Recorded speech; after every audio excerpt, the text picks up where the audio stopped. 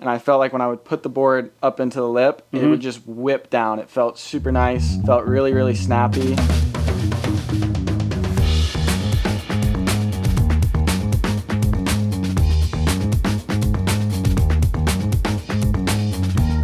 Welcome to the Real Board Loft. I'm Trip Foreman. Today we have Will Forrest with us. Will, welcome. Thank you. And we are talking about Will's Channel Island CI 2 Pro. For those of you that know or don't know, the 2 Pro is a modified CI Pro where they took the continuous rocker of the CI Pro and made it a stage rocker, made a little bit less rocker through the center of the board. You still got the rocker out the ends, but a little bit flatter in the middle, a little bit better for speed generating conditions, like where you need to make speed, also for flatter face waves. A lot of people absolutely love this board. Will, why don't you talk with us about the conditions you were using it and what you thought about this board? Also, we also want to cover the ECT, and this is a ECT PU poly construction because you can also get the ECT in EPS epoxy. Will. Overall, the board felt really, really good. Off the bottom, has a lot of hold. It's got a lot of rocker. I felt like even on like a bigger wave, it fits in the wave really nice. And then on the smaller waves, you can really drive off the bottom. It feels like it generates a lot of speed. I really like the squash tail. When you're like going into the lip, it feels like you can slide the tail out if you want. The squash tail is still pretty narrow, so you can still like drive through a big carve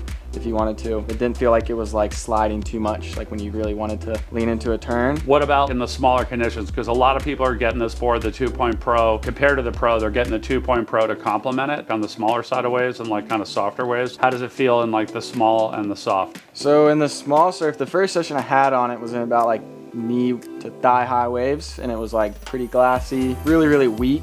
But I was a little worried because it's a 5'9", and normally my shortboards are like 5'7", 5'6". This is like the biggest shortboard I'd had at the time. Never had a board like that long for like those size waves. Right. I think it worked a lot better than I thought for those small waves. Like it felt like you come off the bottom and the board really just wants to come off the bottom quick and get up towards the top of the wave, and then you can still like get through the flat sections.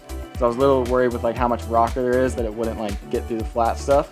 Right. But it does just fine. It glides right through the flat stuff, and then you still have enough speed to like put it into the lip when you want. So yeah, small waves, it felt great. Like the first session I had on it, I was really, really stoked. What about we start getting bigger surf? How does the board perform like when the conditions get more demanding? Yeah, I rode it one day at the lighthouse when it was probably like chest high, not like crazy barrels, but pretty light offshore wind, some solid barrels. I got a couple barrels on it. Feels really good. It's a longer board, so that helps for, you know, steeper waves. Right. And it's got a lot of rocker, so it's able to fit into like those bottomed out barrels that we get. So I really liked that. And I rode it one day in Puerto Rico when it was like overhead and pretty strong onshore wind, and it was super, super sick. Even with like some pretty bumpy bottom turns, it worked out really nice. It felt like a small wave groveler when it was small, but when it was bigger, it felt like, you know, your high performance shortboard. So that's sick. It's kind of like best of both worlds. Yeah, it kind of goes all around, which I didn't expect. I thought it was going to be more of like a bigger wave board when I bought it. I didn't really know anything about it when I got it. So ECT, the eco-carbon technology that CI is putting out, this is a little bit different than what a lot of manufacturers are doing.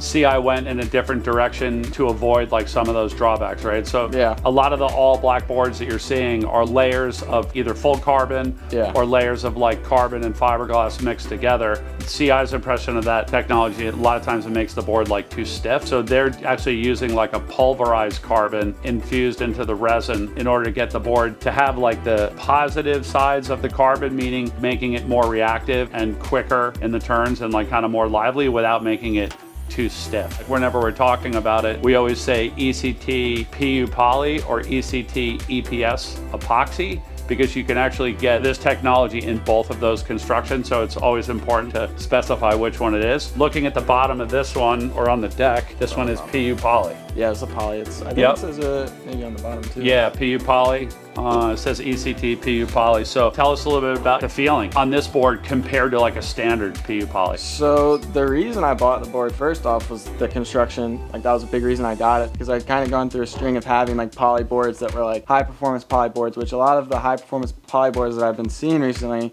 the glass is super thin and the board is really, really solid. It feels like a super nice board, but that glass is just too thin for around here in my opinion. Like, you're just riding it in too heavy surf.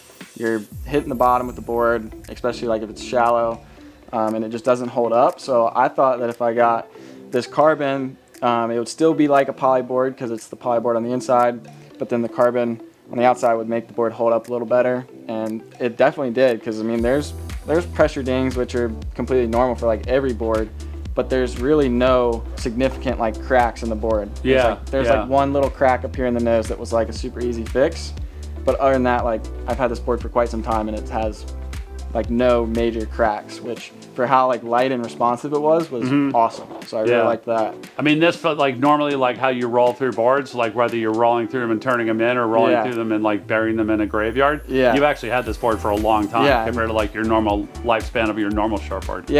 I'd gotten a couple of poly boards that I was like super stoked on, but they just didn't last. And like once they get dinged up and they get water in them and you fix them, they just don't feel the same. And this one is just perfect shape, just like rides just like the day I got it. So one of the things that CI talks about is by having the ECT, it like makes the board more reactive, kind of like more wound up tight in the turns and in the snaps and stuff like that. Yeah, it definitely feels really fast. Like the first session I had on it, I remember it was again small and it was a lot of lefts. And I felt like when I would put the board up into the lip, it would just whip down. It felt super nice.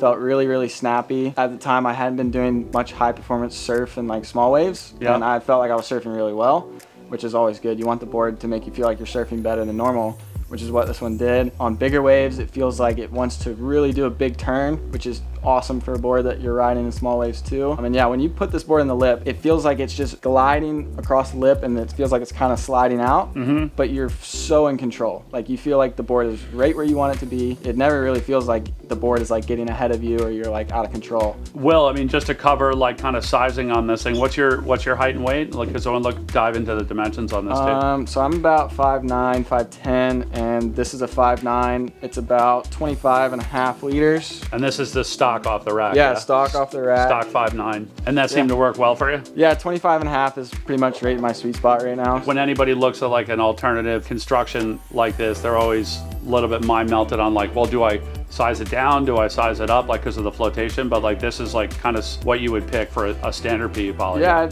I don't really think it felt any more or less than a normal PU poly in 25 liters. And it's a little longer than like my normal shortboard. Like 5'9" is again a little long for me. But after riding that board, I might switch that up. I kind of like having that little bit of extra length in the front and the rocker. So no, it felt great for that size. I don't think you need to size up or down if you're getting this construction. I don't think it really makes a difference. So. Okay, tell us about the fins that you were using. Fins are these Mayhems, mediums, FCS2s. Okay. I pretty much ride them in every single board I have. All right.